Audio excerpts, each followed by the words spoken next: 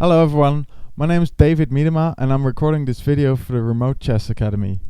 This time we're going to talk about evaluating and calculation. And because 20 minutes is too short to cover this huge topic, I will just give you an introduction here. Unfortunately for me, the best way to make a lecture about calculation is take a recent game from my own experience, which is unfortunate because I'm on a losing streak these days. Oh well. Let's learn from my mistakes and have a laugh at them. I recently started playing e4 and this was the first time I really tried in an actual game. So I was playing against the Sicilian defense. And of course I avoid the main lines because I'm not really that experienced yet. Well, here I'm already out of book. So that's nice actually for our lecture because now we can see something about opening, calculation and evaluation. As you can see here, marked by the yellow arrow, is the knight jump, knight ge7. And well, because I immediately spotted that, I just immediately took on c6 because I wanted to ruin his pawn structure and have something to play against in the game. Black took back with his b-pawn, and now I play d5. The plan I've chosen for the rest of the game is to play against the weak doubled pawns in the center. This move is aimed at preventing d5, which was pretty easy to make after I decided that I would love to trade my e-pawn for black's f-pawn. I decided that my knight would actually be pretty annoying on e5. Well, black played f6, I castled short, and my knight came on e5. I, of course, gladly tell myself here that every pawn move is a weakness. And to be honest, I'm not really thinking about the evaluation of the position here because it has to be approximately equal. Black plays knight f6, and here I took my time. White has to devise a plan how to arrange his minor pieces. And generally I like to go for active squares and controlling the center.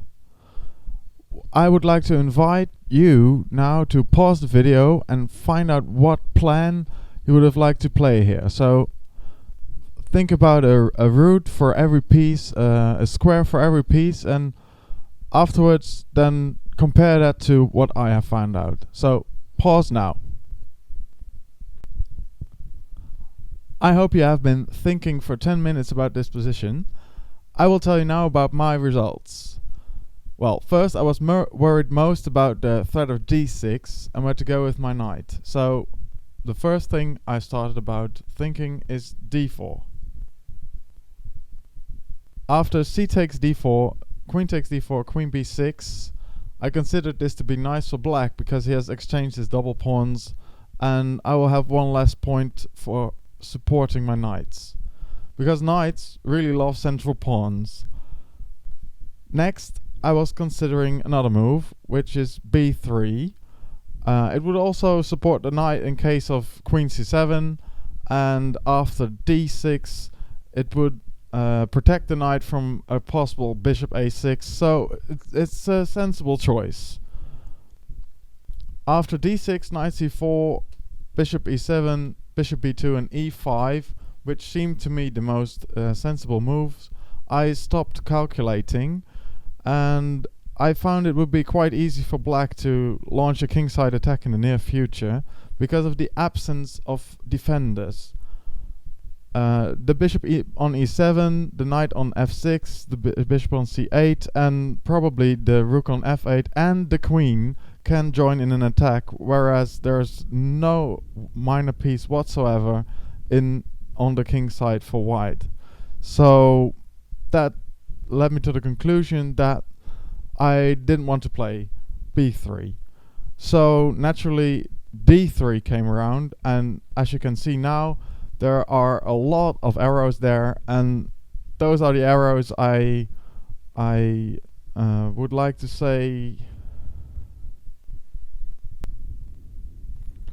So d3 was the move I came up with, and as you can see there's a lot of arrows there, and those are the plans I had for all my pieces.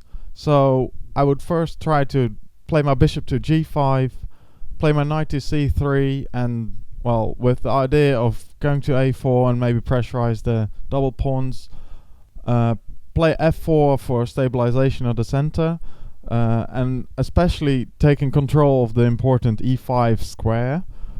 My knight will probably go to c4 because d6 will be played anyway. I can't stop that, and the knight might actually one day become annoying on a5, who knows.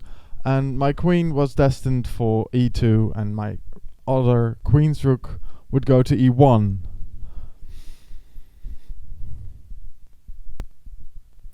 After coming up with the plan, just simple checking of variations is enough. And I will just show you how the plan actually worked. Black played bishop e7.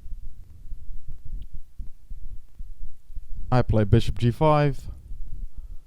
Castle kingside, knight c3, queen e8. I didn't really expect that. I was expecting queen c7, which is actually a little bit better. But also then f4 or queen e2 are sensible moves. f4, d6, knight c4, rook b8, and now I took some time again. I mean, the past 4 moves I already devised, and there were no surprises there, so I just checked like in killing calculations. Killing calculations are like it's 3 or 4 moves, and then you're basically calculating like, am I going to lose this immediately? If the answer is no, you just play the move. Here I took some time because I'm attacked directly. I considered plans with knight a5 first, so as to close in the rook after a possible capture. But on the other hand, it's nice to have secure protection. So after some time I played the solid b3. d5, knight e5, no brainer, 10-second decision. Rook b7, and here I took a little time again because I didn't really understand the move, so you can also take time to calculate your opponent's resources, obviously. And well, the only thing I could think about is that he would like to play rook c7, which is not a very active move. So I just let him and decided to finish my plan with queen e2, rook c7, and now I just finished my plan with rook a e1.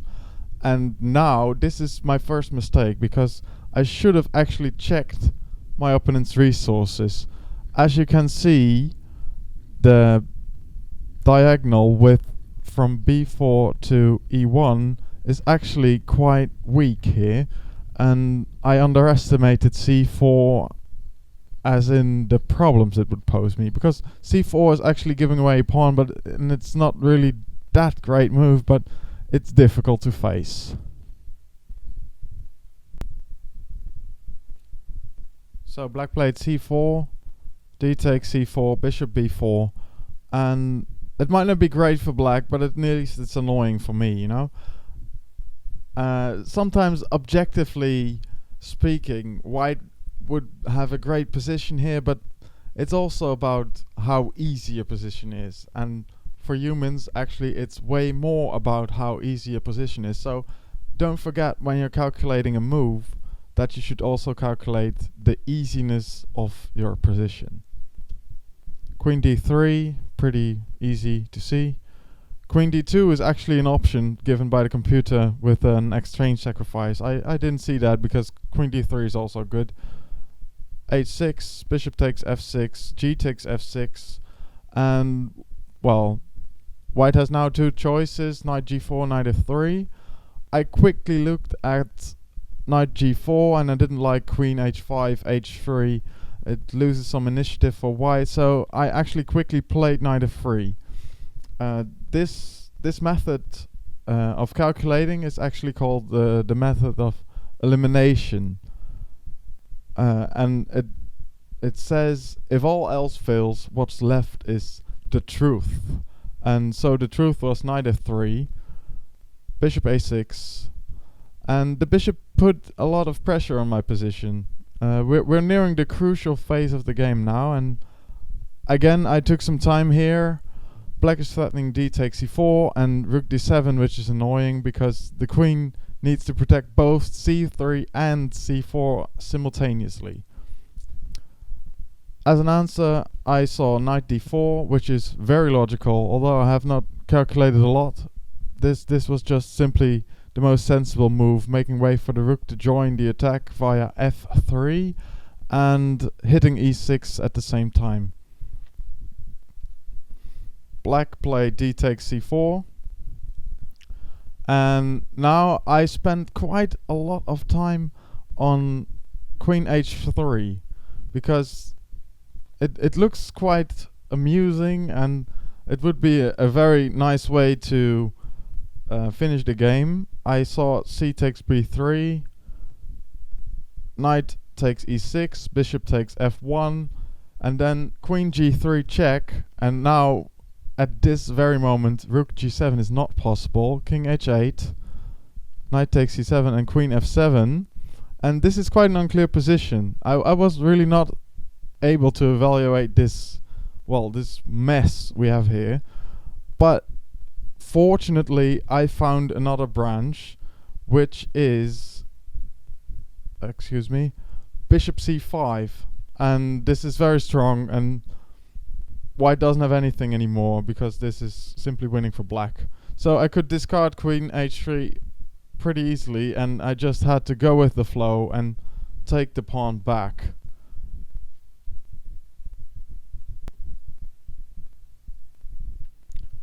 Black plays rook d7, and now just take a little moment, pause the video and calculate rook takes e6. After that, I would love to see your evaluation of the position.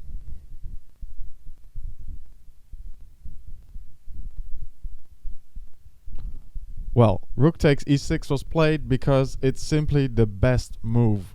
It's the only move winning, and there are two threats, rook takes d4 and queen takes e6, and both fail to queen g3 check when there's nothing left to lose the queen.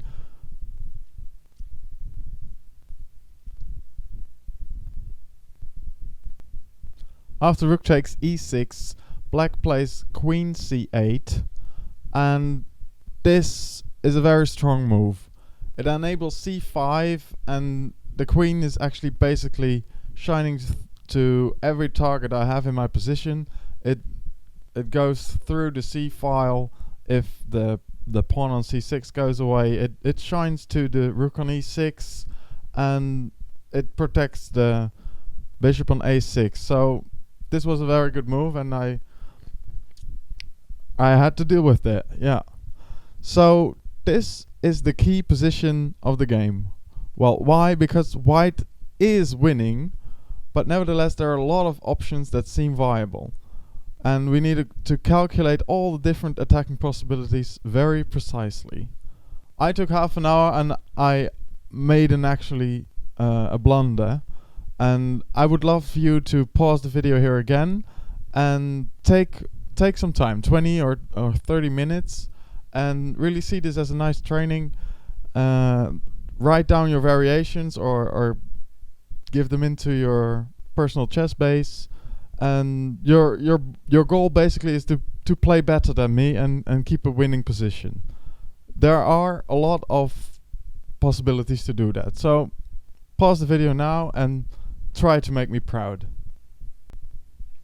I will show you now which horrible mistake I made, and that's rook f3, because I was thinking I have a great attack with rook g3 and queen g6. It looked great, but everything fell apart after bishop takes c3. I didn't have queen g6 because of rook g7, and after rook g3, which I actually played, the position still isn't winning. So I actually gave away my winning position here for a draw, which I didn't take after queen takes c3, rook takes d4, rook g3, king h8, rook takes f6, rook takes f6, queen takes d4, queen e6, and now I made my last mistake in time trouble. I should have played h3, just a little safe move, but I played rook e3, and after queen d6 black's actually better, and I managed to ruin it even more. Well, you are all very much thinking about the move I should have. Okay, well, that's why this variation is failing, and let's go back to the crucial moment of this game, where there's a lot of options and we should be able to find a decent move. Well, let's consider rook fe1. A German student of mine considered that one here, but you have to find creative ideas to really take this to the end. For example, after queen d8, preventing future rook e7, and attacking d4, there's rook 1 e3. Note that black cannot take the knight on d4 because of the checkmate, queen g6, queen takes h6, etc. Bishop takes c3, and now an amazing move, rook d6, would have won, because also the rook is immune to capture because of the checkmate after queen g6. So the rook has to stay on the 7th rank. Bishop takes d4, rook takes d4, and now actually it's black who's in trouble. And that's, well, I think it's beautiful, but it's way too hard for me to have found. And so I didn't really consider this move. Knight c2 is the other option. And after c5 there's rook b1, and actually playing on the queen side when there's such an open king on the other side of the board takes some courage. And it also, well, it has to, it's a very creative thing to do. After bishop b7, knight g3, the game is basically over, because black can't take on d4 anyhow, and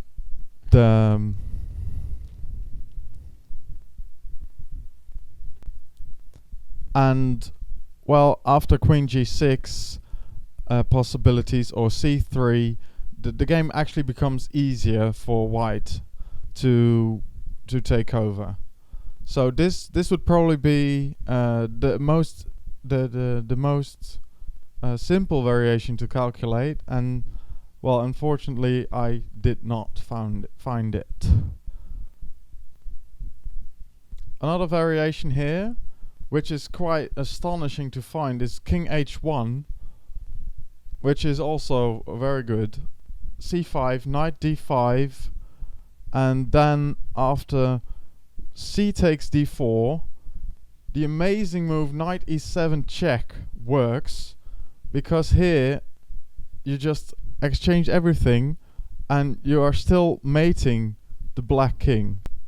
This is really an amazing position, because we're not even threatening rook h3 yet. It's because of a queen takes h3, and black has actually enough material to probably draw. But after, for example, rook g3 or f5, there is nothing to do against the checkmate. And queen e6 also doesn't work because of queen h6, king g8, rook g3, king f7, and queen g6 mate. So this is actually an amazing position where you're 2 bishops down and still winning. That's very difficult to evaluate. So for a human, this is probably not the most easy variation. So king h1 would have been nice if you have found it. I'm very, very proud, but I didn't find it. Another option is knight a4. Knight a4 is aimed against anything on c5, which is a good thing, and it vacates c3 to attack the bishop and protect the knight. So this is also a very sensible option. c5 would come anyway, rook c6, queen b7 and rook takes c5. But also after rook fd8 white's still not out of trouble. I think it's still hard to find the way to proceed. Black has ideas with rook g7 or, well, simply taking the knight on d4, and I still don't know how this goes. So after rook fd8, white could play c3, bishop takes c3, knight takes c3, rook takes d4, queen g3 check, queen g7, and this endgame, although we are 2 pawns up, is still not really easily won. So which brings me to the conclusion that although knight a4 is a pretty decent move, it's still very hard to find, especially when the mating attack on the other side seems so interesting. Well, now to rook e3, which is probably a nice move to find, because after bishop c5, which looks very normal, we just have knight ce2 and completely removing all threats there. f5 would be the most sensible, and then you can just return, which is also a crazy idea which I didn't find, and that makes the variation of rook e3 a little bit tough for a human, you know. This was the rest, and this is how the computer seems to win this position after rook e3. I'm not convinced any of you would have found this. If you do, then, well, congratulate yourselves. And the last variation I would like to talk about is f5 and c5, knight d5, c takes d4, and here after rook takes a6, queen takes a6, knight takes b4. This exchange sacrifice is actually good. The black king is so weak that we can probably have a nice attack against that, and the knight isn't really that bad on a6, especially when compared to any rook. So this might have been the most easy variation to calculate. Well, that's it for now. Thank you for watching, and if you would like to learn more about calculations and get a complete thinking system, then you may like to study the amazing course Calculate Till Mate. You can find the description link below the video. The last variation I would like to talk about is f5. There follows c5, knight d5, c takes d4, rook takes a6, queen takes a6, knight takes b4, and this is an exchange sacrifice, and it's probably the easiest to find. The knight is actually in this position not really that bad, especially when you would see it on e6, then it would probably be worth as much as a rook. So after 3 moves it would probably be worth as much as a rook. That's it for now. Thanks a lot for watching, and if you would like to learn more about calculations and get a complete thinking system, then you may like to study the amazing course Calculate Till Mate by the Remote Chess Academy. You can find the description link below the video. Goodbye, goodbye, goodbye. Bye.